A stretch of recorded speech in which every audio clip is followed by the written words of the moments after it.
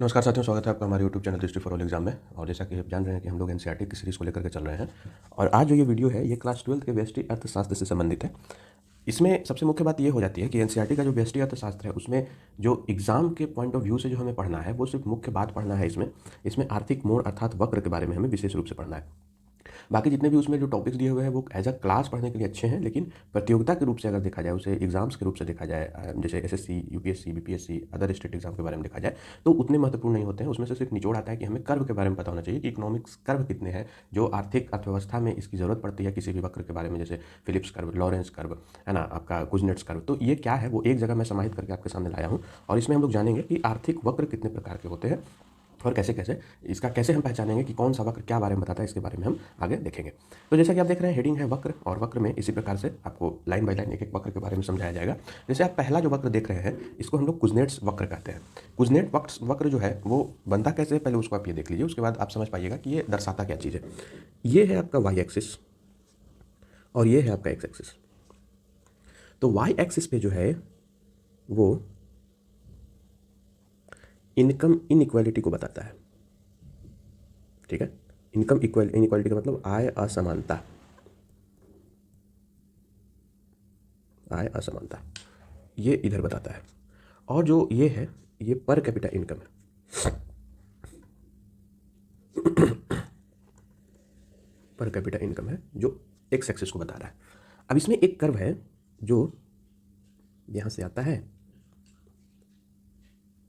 और यहां पे डाउन हो रहा है ना। तो देखिए ये जो आपका एक पॉइंट बना इसको हम लोग कहते हैं टर्निंग पॉइंट, है ना, टर्निंग पॉइंट इनकम। ठीक है, और ये जो है ये आपका होता है developed income, developed economies, developed economies. और ये जो आपका होता है ये होता है डेवलपिंग इकोनॉमीज। ठीक है, तो देखिए हुआ क्या कि जो कुजनेट्स कर्व जो है ये आर्थिक विकास का शुरू में अधिक असमानता, है ना, ये जो यहाँ जो टर्निंग पॉइंट आ रहा है तो इसमें जो है अधिक असमानता को बताया जाता है कि जब कोई भी अर्थव्यवस्था विकास करती है तो हमें असमानताएं बहुत दिखती है। जैसे ये देखिए ये आपका असमानताएं यहाँ पे बता रहा है, कोई अगर ए पॉइंट इसको हम मान ले और ये बी पॉइंट मान ले तो आपको असमानताएं साफ दिखेगी कि जैसे जैसे इनकम बढ़ेगा वैसे वैसे असमानताएं भी बढ़ेंगी, है ना। लेकिन बाद में क्या होगा कि जब एक ऐसा जहाँ पे स्थिर हो जाएगा, जब कंट्री जो है वो विकास हो जाएगा, उस कंट्री की अर्थव्यवस्था विकसित हो जाएगी, तब क्या होगा कि इनकम भले बढ़ेगा तो, है ना, लेकिन उनके जो असमानताएं हैं उनमें गिरावट आती चली आएगी, है ना। अर्थात क्या हुआ कि कुजनेट्स वर्ग जो है वो आय असमानता को बताता है कि अगर कोई अर्थव्यवस्था जो है वो आपका विकास कर रहा है तो शुरू में जो है जैसे जैसे इनकम बढ़ेगा वैसे वैसे असमानताएं बढ़ेंगी, आय असमानता। फिर एक ऐसा पॉइंट आएगा जहां पे ये स्थिर हो जाएगा और जब वो अर्थव्यवस्था डेवलप्ड कर जाएगी तो फिर यही असमानता कम जाएगी और इनकम बढ़ता चला जाएगा, प्रति व्यक्ति आय जो है वो बढ़ता चला जाएगा। इसका अगर हम लोग एग्जाम्पल के रूप में देखेंगे, है ना, अगर इसका हम एग्जाम्पल देखना चाहें तो एग्जाम्पल में आपको जो है वो आप जो कृषि अर्थव्यवस्था है ना, कृषि अर्थव्यवस्था का औद्योगिकरण जो होता है, कृषि अर्थव्यवस्था का औद्योगिकरण। ठीक है, तो ये कृषि व्यवस्था का औद्योगिकरण क्या होगा, तो ये होगा क्या कि जो असमानताएं जो इसमें आएंगी, कृषि अर्थव्यवस्था जैसे जैसे इसका जो औद्योगिकरण होना शुरू होता है तो उसमें क्या रह गया कि जब इसमें असमानताएं जो है वो अस्थायी हो जाती है। कैसे, तो होता क्या है कि श्रमिक और निवेशक जो है वो शुरू में पीछे रह गए थे, है ना। जैसे जब कृषि डेवलपमेंट शुरू हुआ था तो श्रमिक और जो निवेशक थे वो शुरू में पीछे रह गए थे, लेकिन जैसे जैसे जब इसमें सुधार किया गया, जब किसी अर्थव्यवस्था में सुधार हुआ तो क्या हुआ कि श्रमिक और निवेशक की असमानताएं, आय असमानताएं में कमी आ गई। श्रमिक और निवेशक में असमानता में कमी आ गई थी, है ना, असमानता में कमी। तो ये हमें यही दर्शाया कि किसी भी विकसित अर्थव्यवस्था में जो आपका असमानता है वो कैसे है कि प्रति व्यक्ति आय जब शुरू में बढ़ेगी तो यहाँ पे आय असमानता जो है वो बढ़ेगी, और जैसे ही एक जब विकसित हो जाएगा, पूरा सुधार कर दिया जाएगा, तो फिर क्या होगा कि ये असमानताएं घटती चली जाएंगी और आय जो है वो बढ़ता ही रहेगा। तो हम कुजनेट्स वर्ग को क्या कह सकते हैं, ये आय असमानता को बताता है।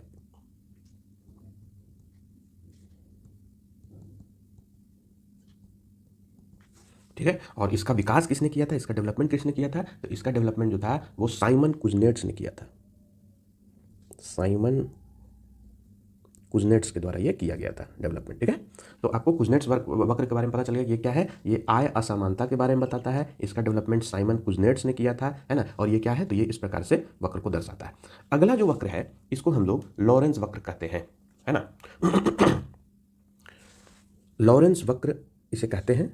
इसका आप ग्राफ देख लीजिए कि ये ग्राफ होता कैसे, उसके बाद इसे बताते हैं कि लॉरेंस वक्र से हमें क्या, क्योंकि ये कितना इंपॉर्टेंट है अर्थव्यवस्था में, उसको आप यहाँ से समझिएगा। ये देखिए फिर से, ये है आपका वाई एक्सिस और ये है आपका एक्स एक्सिस। इधर जो है वो आय के अनुपात को बताता है, आय के अनुपात। ठीक है, और ये जो है ये क्या बताता है, ये जनसंख्या प्रतिशत बताता है, जनसंख्या प्रतिशत, जनसंख्या प्रतिशत ये बता रहा है, और ये आय के अनुपात को बता रहा है। देखिए इसमें होता क्या है कि आइडियल सिचुएशन कहता है कि जैसे जैसे जनसंख्या जितनी होगी उतना ही अनुपात इसमें आय का बढ़ेगा, मतलब ये आइडियल सिचुएशन हो गया। ठीक है, लेकिन जब हम इसको रियलिटी में देखते हैं तो ये क्या होता है कि हल्का सा ये मूव करता है ना, हल्का सा जो है ये मूव करेगा।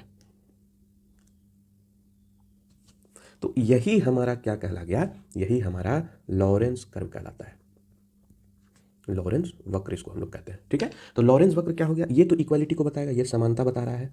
ठीक है, समानता का ये समानता लाइन हो गया ये। ठीक है, अब क्या हुआ कि ये जो कर्व होगा यही हमारा लॉरेंस कर्व कहलाता है। तो लॉरेंस कर्व जो है वो क्या करता है, वो धन के वितरण को बताता है ना। ये धन के वितरण को बताएगा कि पॉपुलेशन में कैसे धन का जो है वो वितरण किया जा रहा है, वो धन के वितरण को बताएगा। ठीक है ना, वो मतलब कैसे जनसंख्या के विभिन्न वर्ग में आय का जो है सो संचयी हिस्सा हो, उसको वो जो है वो दर्शाता है। अच्छा, इसका उपयोग जो है, अब थोड़ा सा इसका हम डिटेल में जाएंगे, इसका उपयोग किस चीज़ में है, तो इसका उपयोग होता है गिनी गुणांक, है ना, गिनी गुणांक की गणना करने के लिए लॉरेंस का हम लोग प्रयोग करते हैं। ठीक है, अब जैसे इसको अगर हम अगर एग्जाम्पल के रूप में समझें, ठीक है, तो एग्जाम्पल के रूप में हम समझेंगे तो ये क्या होता है कि ये जो अब देख रहे थे कि ये जो लाइन है ना, ये काल्पनिक रेखा हो गई कि ये जो है बताएगा कि जितनी जनसंख्या उतनी आय, है ना। मतलब ये आदर्श ग्राफ को दर्शाता है, एक आइडियल सिचुएशन को दे रहा है कि जो है सो मतलब जितनी जनसंख्या की प्रतिशत होगी उतना ही आय उसके हिसाब से होगा। लेकिन लॉरेंस वक्र क्या कहता है कि जो जनसंख्या के बीच जो है वो आय का, है ना, धन का क्या वास्तविक वितरण है वो इसको दर्शाता है ना। तो ये क्या करता है, ये जो है अब यही जो अगर इसको हम A1 मान लें और इसको हम A2 मान लेते हैं, तो ये जो आपको दर्शा रहा है ना, ये आपका वही दर्शाएगा कि इसमें जनसंख्या के बीच में धन का वितरण किस प्रकार से किया गया है ना। इसका सबसे बड़ा इस्तेमाल हम लोग कहाँ करते हैं, इसका इस्तेमाल हम लोग करते हैं सरकार की नीति जो होगी, सरकारी नीति की प्रभावशीलता को बताता है कि कितना वो काम कर रही है, प्रभावशीलता को बताता है। ठीक है, तो इसमें और क्या है, ये बिजनेस मॉडलिंग में भी मदद करती है, बिजनेस मॉडलिंग में। ठीक है, कमजोर वर्ग के विकास के लिए ये एक उपाय देती है। अगर कमजोर वर्ग में विकास करना है तो ये हमें ग्राफ से पता चलता है, कमजोर वर्ग में विकास हेतु। ठीक है, तो ये गिनी गुणांक के जो हैं, है ना, ये गिनी गुणांक के जो है वो कुछ उपयोग हैं जो लॉरेंस कर्व के द्वारा किया जाता है। अब क्योंकि हमने बताया था कि लॉरेंस कर्व जो है उसकी मदद से हम लोग गिनी गुणांक को बनाते हैं। अब इसको समझिए कि गिनी गुणांक बनता कैसे है। गिनी गुणांक वाले जो पोर्शन है वो हम इतने भाग को, ये जो भाग हुआ ना, ये भाग, इसी को हम लोग गिनी गुणांक में यूज़ करते हैं। तो लॉरेंस कर्व में जो आपने ग्राफ देखा वहाँ से बस हम एक ये पोर्शन को ले लेंगे, आपका एक ये लाइन, है ना, और यहाँ से ये लाइन ऑफ इक्वलिटी था, समानता वाली, और ये आपका बनता है लॉरेंस कर्व। ठीक है, और इसी को ये जो भाग बना, ये जो एरिया बना, इसी को हम लोग कहते हैं गिनी गुणांक, यही गिनी गुणांक कहलाता है। ठीक है, अगर जैसे इसको अगर हम B मान ले और इसको हम A मान ले, ठीक है, तो और आपने देखा था कि ये पॉपुलेशन प्रतिशत था, ठीक है, और ये आय अनुपात थी या धन अनुपात जिसको कहिए। ठीक है, तो गिनी गुणांक जो निकलेगा उसका वैल्यू कितना निकलेगा, तो गिनी गुणांक is equal to A/A + B। यही फॉर्मूला यूज़ करके हम लोग गिनी गुणांक को निकलवाते हैं, है ना। ये क्या होता है, ये असमानता का एक सांख्यिकी माप है ना। मतलब जो ग्राफ देख रहे हैं उसमें थोड़ी बहुत इधर उधर की जा सकती है, लेकिन गिनी गुणांक ऐसा एक विधि है जो क्या होता है कि पॉपुलेशन के बीच समान और असमान आय, है ना, उसका कैसे वितरण किया जा रहा है, ये हमें एग्जैक्ट स्टैटिस्टिकल मिलता है ना, स्टैटिस्टिकल डेटा मिलती है। मतलब आप ऐसे ही कह सकते हैं कि लॉरेंस कर्व जो है वो हमें ग्राफिकल व्यू देता है और गिनी गुणांक जो है वो हमें मैथमेटिकल व्यू देता है। आंकड़ा ये प्रोवाइड कराता है, एग्जैक्ट आंकड़ा, है ना, कि वो क्या होगा। अच्छा, इसमें एक चीज ध्यान रखिएगा कि ये जितना समानता रेखा से नजदीक रहेगा, ठीक है, तो उतना क्या होगा, गिनी गुणांक कम होगा। स्वाभाविक सी बात है, जितना ये छोटा होगा उतना गिनी गुणांक कम होगा। मतलब अगर इसको हम वैसे समझें कि लॉरेंस कर्व जितना छोटा होगा उतना ही गिनी गुणांक जो है वो कम होगा। मतलब इन लोग दोनों क्या हो गया, डायरेक्टली प्रोपोर्शनल हो गया। ये हो गया लॉरेंस कर्व और गिनी गुणांक के बीच को संबंध के बारे में बताता है कि ये दोनों के बीच में क्या जो है इंपॉर्टेंस रखता है, लॉरेंस वक्र और गिनी गुणांक। अब है लैफर वक्र, है ना, जिसको लॉफर वक्र भी कहते हैं, है ना। तो ये लॉफर वक्र क्या है वो थोड़ा सा हम समझ लेते हैं। ये देखिए, ये जो है ये आपका हो गया y और ये हो गया आपका x। ये जो है कर राजस्व को बताता है, कर राजस्व है ये, ठीक है। और ये जो है ये आपका कर दर है ये, ठीक है। तो इसमें क्या होगा कि इसका ग्राफ ऐसे आएगा, एक पॉइंट के बाद ये ऐसे आ रहा है और एक पॉइंट के बाद ये यहां से गिर जाएगा, ठीक है। तो ये हुआ एक आपका पॉइंट, यहां से एक लाइन आप ऐसे ड्रॉ करिए, ठीक है। ये मैक्सिमम पॉइंट हो गया, ये आपका राजस्व का अधिकतम बिंदु हो गया ये, ठीक है। ये हो गया विकास का अधिकतम बिंदु, ठीक है। और ये क्या हो गया, ये राजस्व की गिरावट, समझ गया। तो ये कर दर हो गया, है ना। और ये जो है ये जो एरिया है ये क्या कहलाता है, ये हो जाता है राजस्व की बढ़ोतरी। तो लाफर जो वक्र है वो क्या हमें बताता है कि अगर कर दर को जो है एक निश्चित स्तर से ऊपर बढ़ाता है, ठीक है, तो कर राजस्व है वो वास्तव में गिर जाएगा। स्वाभाविक सी बात है, अगर हम किसी टैक्स का रेट ज़्यादा कर देंगे तो लोग चोरी करना शुरू कर देगा, चोरी करना शुरू करेगा तो क्या होगा, वो जो है वो टैक्स नहीं देगा, और टैक्स नहीं देगा तो क्या होगा, सरकार के राजस्व में कमी आएगी, है ना। अच्छा, टैक्स जब ज़्यादा लगेगा तो स्वाभाविक सी बात है कि काम करने में हतोत्साहित होंगे लोग, काम करने से भागेंगे, है ना।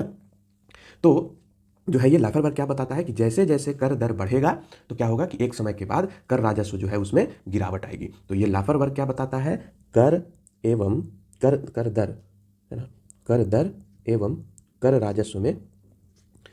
राजस्व में संबंध को बताता है, ठीक है। तो ये आपका हो गया लाफर वर्ग वक्र, है ना।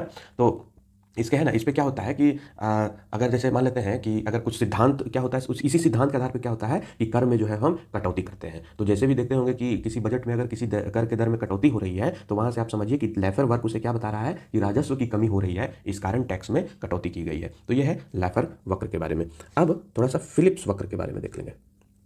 अगला जो वक्र है वो है फिलिप्स वक्र।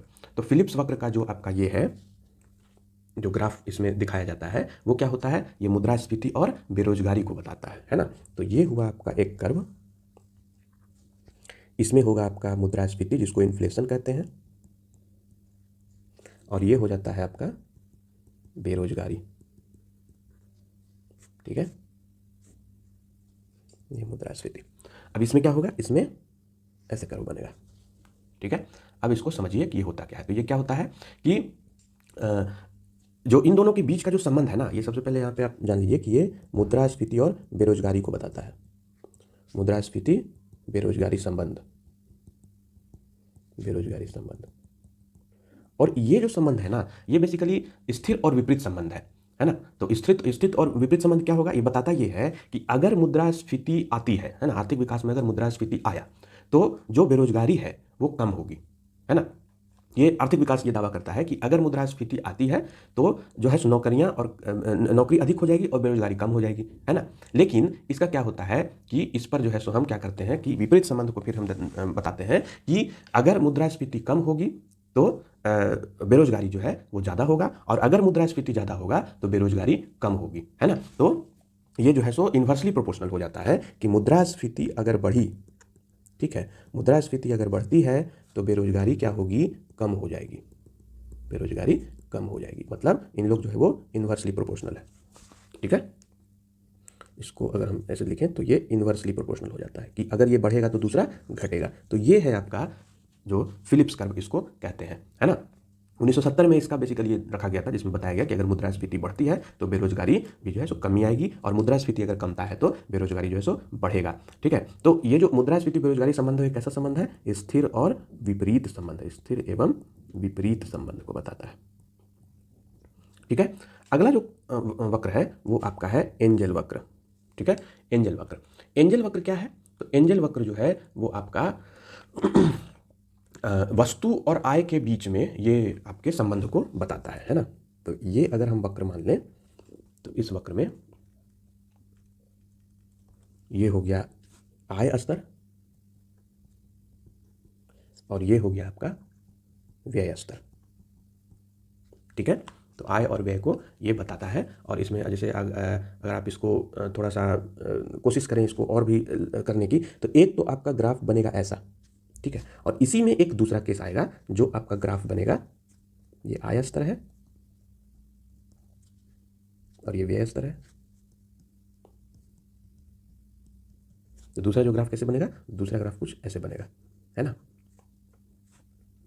तो ये क्या है, ये आय और व्यय के संबंध को बताता है ना। मतलब कितना एक वस्तु है उस पर कितना जो है वो खर्च किया जाए और इसमें कैसे भिन्नता आएगी, है ना। तो उसमें जो है वो इस चीज़ का बताता है कि जैसे जैसे आय बढ़ेगा वैसे वैसे व्यय भी बढ़ेगा, लेकिन एक निश्चित मांग के बाद वो व्यय में जो है सो कटौती आएगी। तो अर्थात क्या हो जाएगा कि ये आय और व्यय के संबंध को बताता है, आय व्यय के संबंध,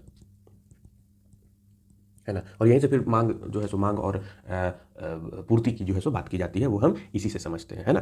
तो इसमें क्या होता है कि जो सामान्य वस्तु होते हैं उसके लिए तो ये ऊपर की ओर ढलान हो जाता है। जैसे देखिए ऊपर की ओर ये ढलान आ रहा है, अगर यहाँ से हम इसका एक टेंजेंट ले लें तो यहाँ से एक ढलान गिर रहा है, ठीक है।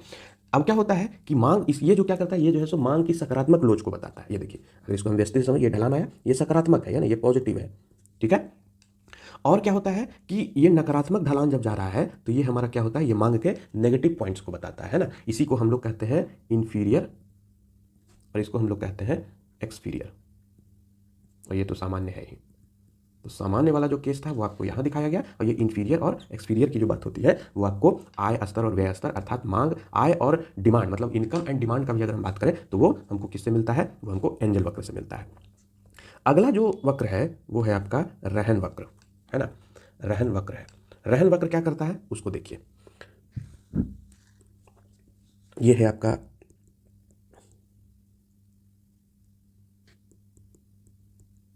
ये आर्थिक गतिविधि है, और ये जो है ये जीडीपी पर सरकारी खर्च उसका प्रतिशत में, है ना। तो ये हो जाता है आपका रहन वक्र। वो क्या बताता है, वो यहीं से ऐसे घूमेगा और यहाँ से ऐसे गिर जाएगा, ठीक है।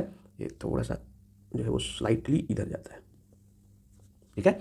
और ये जो आपका जो हाईएस्ट पॉइंट है इसी पर आपका आता है सरकार का आकार, है ना। ये आकार कहने को मतलब कि राजस्व से संबंधित है, तो उस पर बात होती है। तो ये क्या होता है कि जब सरकारी खर्च एक इष्टतम स्तर पे पहुंचता है, ये हो गया इष्टतम स्तर। तो जब सरकारी खर्च जब इष्टतम स्तर पे पहुंचेगा तो आर्थिक विकास क्या होगा, आर्थिक विकास का जो दर है वो अधिक होगा, आर्थिक विकास अधिक होगा, एकदम अधिकतम बिंदु पे होगा, है ना।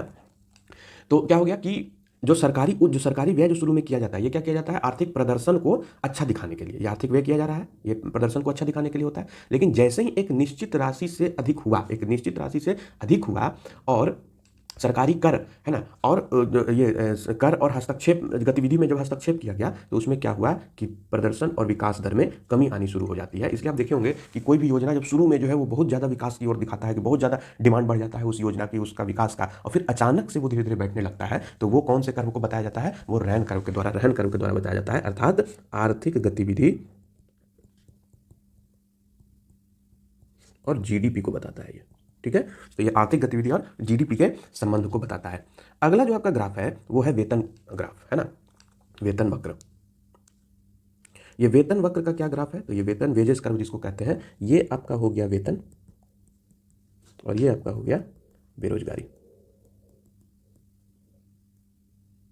ठीक है, तो ये वेतन और ये बेरोजगारी, और इसका कर्व कैसा रहेगा, ये हो गया आपका वेतन वक्र, है ना।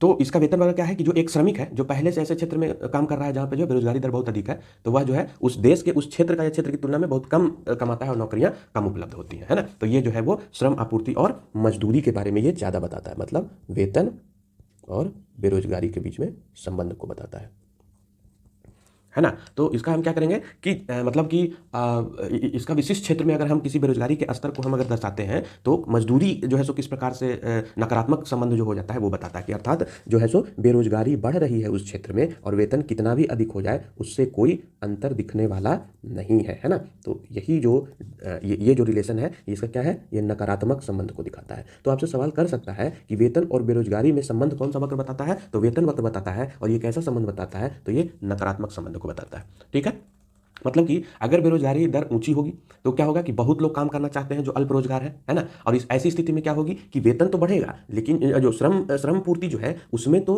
कटौती आएगी और बेरोजगारी जो है वो बढ़ता चला जाएगा। तो ये नेगेटिव पॉइंट को दर्शाता है ना। अगला जो हमारे पास वक्र है वो है बेवरीज वक्र। ठीक है, ये बेवरीज वक्र क्या है, तो बेवरीज वक्र जो है ये क्या होता है, इसको हम लोग कहते हैं कि नौकरी की रिक्तियां, वैकेंसी, है ना, नौकरी की रिक्तियां और साथ में बेरोजगारी दर, बेरोजगारी दर, है ना। और ये भी क्या है, ये भी नेगेटिव पॉइंट बताता है। तो ये समझिए कि ये जो आपका बेवरेज वक्र क्या है, तो बेवरेज वक्र ये होता है कि जब किसी अर्थव्यवस्था में नौकरी की रिक्तियां अधिक होगी, है ना, तो बेरोजगारी भी जो है वो कम बेरोजगारी देखी जाती है ना। क्योंकि क्या होगा कि कंपनियां जो है वो सक्रिय रूप से लोगों को काम पर रखना चाहेगी और काम पे जब रखना चाहेगी तो स्वाभाविक सी बात है कि बेरोजगारी दर में कमी आएगी, है ना। तो इस स्थिति में क्या होगा कि ये जो क्या बताता है, ये आपका नौकरी रिक्ति और बेरोजगारी दर,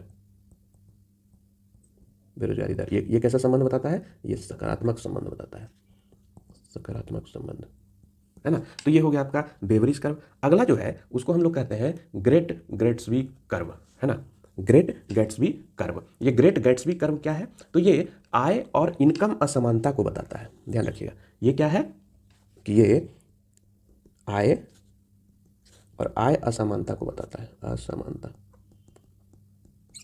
ठीक है, तो इसमें क्या है, ये आप बेसिकली ये देश के बारे में बताता है कि कौन सा देश किस प्रकार से काम होता है उसके बारे में बताता है ना। कि क्या होता है कि अगर जैसे मान लेते हैं कि कोई ABC देश है, यहाँ पे भी आपका DEF देश है ना।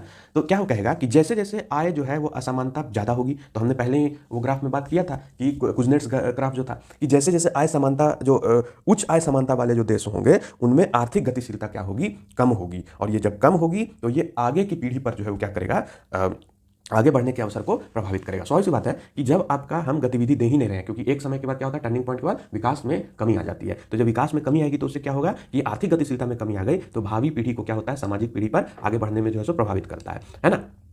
तो ये क्या होता है कि ये आय असमानता और साथ में माता पिता के बच्चों के संबंध के बारे में ये खास करके बताता है। मतलब जनरल इकोनॉमिक जो कंसेप्ट आता है इसके बारे में हमें कौन बताता है, ग्रेट गैट्सबी कर्व बताता है ना। माता पिता के सापेक्ष आर्थिक और आय असमानता के बारे में ये बताता है कौन सा, ग्रेट गैट्सबी कर्व। ये उतना इंपॉर्टेंट नहीं है बट आपको जानना चाहिए कि कर्व में ये कौन सा कर्व देखा जाता है ना। अब क्या है, अब है प्रस्ताव वक्र। प्रस्ताव वक्र जो है ना वो बेसिकली अंतर्राष्ट्रीय व्यापार में इसका इस्तेमाल होता है, अंतर्राष्ट्रीय व्यापार में। ठीक है, तो ये जो है वो आपका प्रस्ताव वक्र क्या है, तो प्रस्ताव वक्र ये होता है कि जैसे आप इसको इस प्रकार से समझ सकते हैं। हम एक उदाहरण ले रहे हैं कि जैसे मान लेते हैं ये एक इस्पात है सपोज, ठीक है, और इसका ये प्रोडक्ट है, मतलब ये जो है ये हो रहा है आपका आयात, ये हम आयात कर रहे हैं। ठीक है, और ये जो है वो कपड़ा है और ये जो है हम क्या कर रहे हैं, निर्यात कर रहे हैं। ठीक है, ये एक बनेगा कर्व, ये कर्व बन गया। एक पॉइंट आया जहां पे इनका लोच को जो कटा, ठीक है, ये होना चाहिए था इसका टेंजेंट पॉइंट। ये है आपका R, ये है आपका Q, ये O, ये Q1, है ना, ये X, ये Y। तो प्रस्ताव वक्र क्या कहता है, तो प्रस्ताव वक्र ये कहता है कि जैसे क्या होता है ना कि एक प्रकार के जो उत्पाद की मात्रा को दर्शाता है। मात्रा को कैसे दर्शाएगा, तो क्या होता है कि एक एजेंट जो है वो दूसरे प्रकार के उत्पाद के प्रत्येक मात्रा पे, मतलब जितना हम इसमें आयात कर रहे हैं उतना निर्यात कर रहे हैं, बेसिकली समझिए कि वस्तु विनिमय का ये इसमें खेल है। तो उसमें क्या होता है कि इसको ऑफर दिया जाता है कि जैसे सपोज अगर आप इस्पात को आयात कर रहे हैं तो उसके बदले में हम कपड़ा को निर्यात करते हैं उतना ही अमाउंट के हिसाब से। ठीक है, तो ये जो प्रस्ताव करेगा, ये जो ऑफर देगा, है ना, आयात करने के लिए या निर्यात करने के लिए, तो क्या होगा कि इसी में जो है वो मांग के ऊपर डिपेंड करेगा, और यही वक्र क्या कहलाता है, प्रस्ताव वक्र कहलाता है। तो मतलब इसको अगर हम और विस्तार में देखें तो ये अंतर्राष्ट्रीय व्यापार में आयात निर्यात के संबंध को बताता है।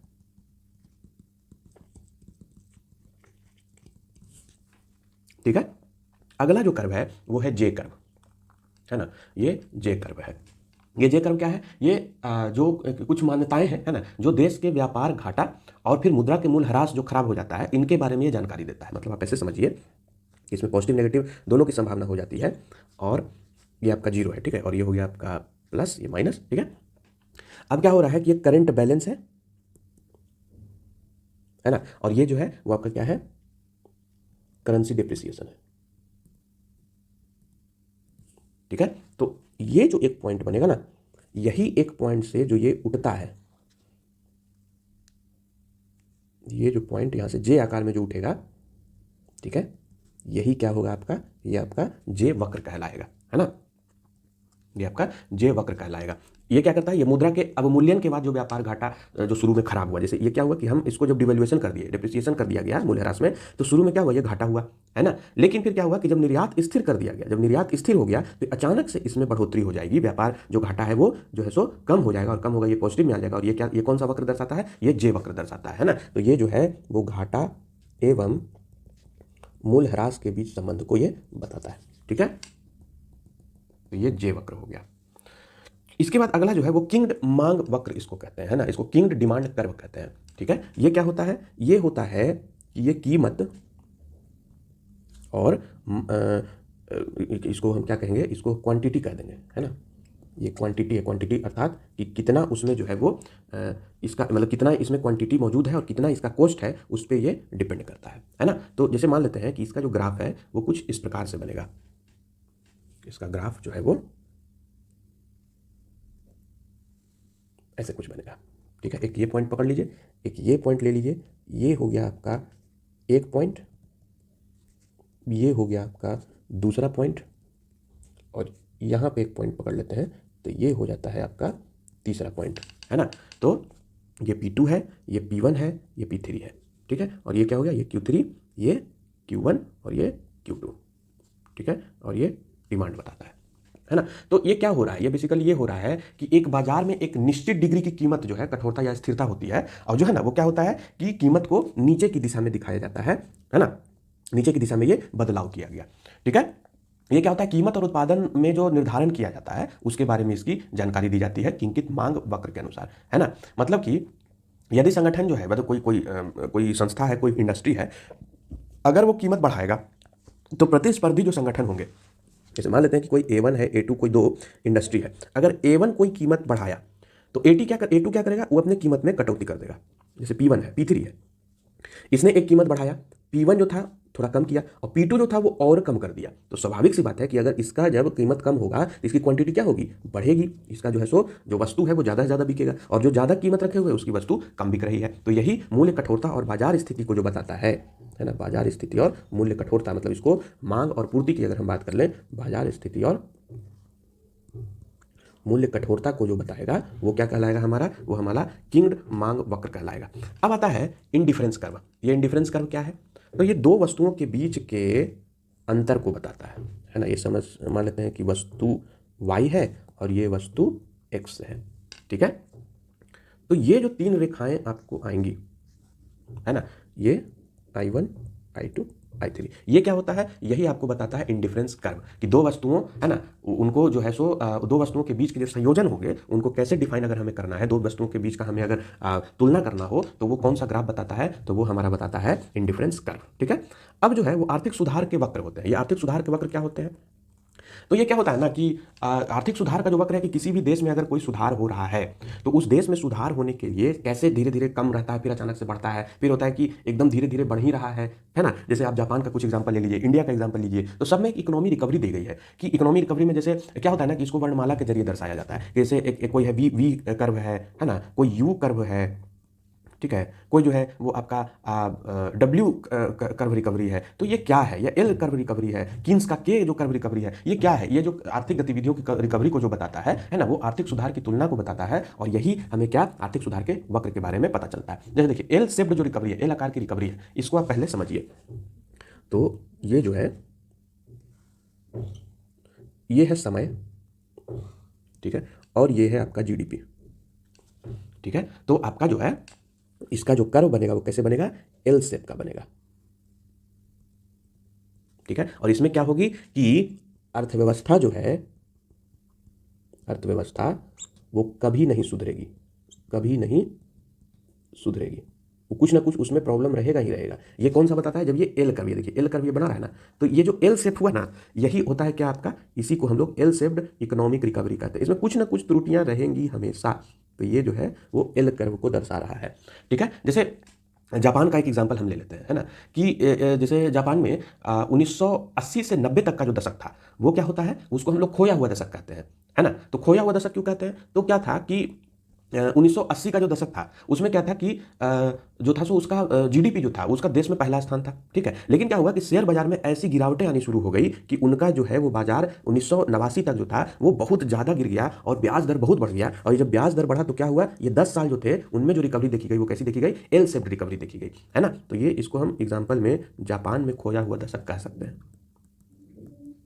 खोया हुआ दशक। तो अगर हम मूल रूप से देखें तो इसको हम आम भाषा में ये भी कह सकते हैं कि भारी गिरावट जो जिसमें देखी जाती है और बिना किसी तेज रिकवरी के, भी कोई रिकवरी भी नहीं हो रहा है लेकिन गिरावट जो है वो लगातार हो रही है ना, तो ये आर्थिक मंदी को भी दर्शाता है। ये जो है क्या करता है, ये आर्थिक मंदी को दर्शाता है, आर्थिक मंदी को दर्शाता है, ठीक है। कि क्या हो रही है कि गिरावट जो है, गिरावट बहुत ज़्यादा है, भारी, है ना। तो ये जो है ये आपका क्या हो गया, ये एल शेप्ड रिकवरी इसको कहते हैं। फिर अगला आता है वी शेप्ड रिकवरी, ठीक है। तो वी शेप्ड रिकवरी क्या होता है, तो ये देखिए वी शेप्ड रिकवरी, ये है जीडीपी, ये है समय, ये क्या होगा, अचानक से नीचे उतरेगा फिर उठेगा और फिर बढ़ेगा, है ना। तो क्या होता है कि आर्थिक सुधार तो होगा, आर्थिक सुधार तो होगा, परंतु, है ना, गतिविधि जो होगी, परंतु गतिविधि हमेशा के लिए, हमेशा के लिए छूट जाएगा, मतलब खत्म हो जाएगा। तो ये कौन सा रिकवरी होता है, इसको वी शेप रिकवरी कहते हैं। जैसे हम 1953 के मंदी का उदाहरण इसमें ले सकते हैं, है ना। क्या होता है कि जब इस समय जो मंदी थी वो हल्की थी, है ना, संक्षिप्त थी और हल्की थी, और सकल घरेलू उत्पाद जो जीडीपी था उसमें गिरावट जो था वो कम था, बेरोजगारी दर भी थोड़ी थोड़ी बढ़ रही थी। लेकिन क्या हुआ कि 1953 का जब तीसरा तिमाही आया, हम आपको पहले भी वीडियो में बता चुके हैं कि किसी भी देश में अगर इकोनॉमी को हमें देखना है तो हम तिमाही के स्थान, तिमाही से मतलब 3-3 माह पे 4 क्वार्टर में हम पूरे एक फाइनेंशियल ईयर को बांटते हैं। तो जब Q3 का टर्म आया, तीसरी तिमाही जब आई, तो विकास क्या हो गया, धीमा हो गया, है ना। और इससे क्या हुआ कि जो 1954 आते आते क्या हुआ कि जब चौथी तिमाही आ गई तो इसमें क्या हुआ कि ये ऊपर की गति जो थी वो वापस आ गई। अर्थात क्या हुआ कि जो विकास यहाँ पे जो हो रहा था वो धीमा हो रहा था, और फिर जैसे ही ये Q4 में पहुंचा तो ये फिर से बढ़ गया और अपने मेन उसमें शेप में आ गया। तो ये क्या दर्शाता है, ये मंदी रिकवरी को दर्शाता है कि कैसे मंदी जो है वो आर्थिक सुधार के कारण क्या हुआ कि मंदी में जो थी वो कमी आई और अचानक से जो था सो विकास होना शुरू हो गया। तो ये वी शेप्ड रिकवरी को बताता है। फिर अगला आता है यू शेप्ड रिकवरी, है ना, यू शेप्ड रिकवरी। अगेन ये समय है, ये जीडीपी है, ठीक है। यहाँ पे ये विकास हो रहा है, अचानक से ये ऐसे जाएगा और ये फिर इधर बढ़ जाएगा, है ना। इसमें क्या होगा, इसमें रिकवर तो होगा, है ना, सुधार तो होगा, सुधार होगा, लेकिन वी शेप्ड वाले से कम, बस इसमें यही अंतर है, वी शेप्ड वाले से धीरे। तो ये जो है वो आपको जीडीपी रिकवर को ये बताता है। ये मतलब इसके लगभग 12 से 24 महीने की अवधि होती है, तब जाकर के ये पूरे चीज़ को क्लियर कर पाता है, ठीक है। तो ये वी शेप्ड, यू शेप्ड जो है वो बताता है। ये औद्योगिक उत्पादन और सकल घरेलू उत्पाद में ज़्यादा देखा जाता है, मतलब जीडीपी और इंडस्ट्रियल के बारे में ये ज़्यादा बताता है, जीडीपी और इंडस्ट्रियल के बारे में ये ज़्यादा बताता है। और जो सबसे लास्ट है हमारा वो है डब्ल्यू शेप्ड रिकवरी, है ना। ये डब्ल्यू शेप्ड रिकवरी इसे कहते हैं, ठीक है। ये जीडीपी है, ये समय है ना, ये इस तरीके से चलेगा, ठीक है ना। तो इसमें क्या होगा कि सुधार तो होगा, लेकिन बहुत बाधाएं आएंगी। सुधार लेकिन बहुत बाधाएं आएंगी, बहुत बाधाएं। ठीक है, तो ये डब्ल्यू शेप्ड रिकवरी होगा। इसमें क्या होगा कि तेजी से गिरावट आएगी, तेजी से वृद्धि होगा, फिर गिरावट आएगी, फिर वृद्धि होगा और तब जाकर के स्थिर होगा। तो बहुत बाधाएं इसमें देखने को मिलती है। इसका एग्जाम्पल के रूप में अगर हम देखेंगे तो ये 1980 के दशक का यूएसए इकोनॉमी। ठीक है, कि कैसे जो था 1980 के समय जो था वो प्रारंभिक मंदी था, फिर 1981 में बढ़ोतरी हो गई, फिर 82 आते आते फिर मंदी आ गई, फिर 83-84 में बढ़ोतरी हो गई। तो ये क्या है, ये डब्ल्यू शेप्ड को बताता है। तो इस प्रकार से आपके इकोनॉमिक कर्व जो है वो सारे यहाँ पे समाप्त होते हैं। और अब एग्जाम में जो है वो किसी भी प्रकार के आपको सवाल आ जाए कर्व से संबंधित, तो यही जो आपके टोटल, अगर हम पॉइंट को भी जोड़ दें तो आपके जो है वो टोटल 18 कर्व होते हैं, जो 18 कर्व आपको पढ़ने हैं। अगर ये आपको पूरे अच्छे तरीके से ध्यान में रहता है तो फिर आपका कर्व से संबंधित कोई भी पीटी में सवाल नहीं पूछेगा। ये कर्व बेसिकली पीटी से ही संबंधित है। मेंस में आप एक इसको पॉइंट्स के रूप में प्रयोग कर सकते हैं, लेकिन मेंस में ये पूछ देता है कि लॉरेंस कर्व किसके बारे में बताता है, डब्ल्यू शेप्ड कर्व किसके बारे में बताता है, फिलिप्स कर्व किसके बारे में बताता है। तो इन सब के बारे में हमें एक समग्र चर्चा यहाँ पे देखने को मिला है। और यही जो है सो आपके अर्थव्यवस्था का जो है सो अर्थव्यवस्था के एग्जाम के लिए बहुत इंपॉर्टेंट हो जाता है। और यहाँ पर हमारा जो है वो इकोनॉमी एनसीईआरटी यहाँ पे पूरी तरीके से समाप्त होता है। हम एक अलग वीडियो लेकर के आएंगे जिसमें हम जो डिफरेंट शब्दावली है, जैसे हार्ड करेंसी, सॉफ्ट करेंसी है ना, हॉट करेंसी, ये सब क्या है उसके बारे में हम एक शब्दावली का वीडियो बना देंगे, जिससे आपको जो छोटे छोटे पॉलिटी में पॉलिटी नहीं, हम कह रहे हैं कि ऑब्जेक्टिव में जो प्रश्न पूछे जाते हैं वो कैसे आप इस पर जो है सो इसका आंसर दे सकते हैं। और अगला जो एनसीईआरटी हम शुरू करेंगे वो हम पॉलिटी से शुरू करेंगे। तो तब तक के लिए इतना ही, मिलते हैं अगले वीडियो में। अपना ध्यान रखें, ख्याल रखें, मस्त रहें। धन्यवाद।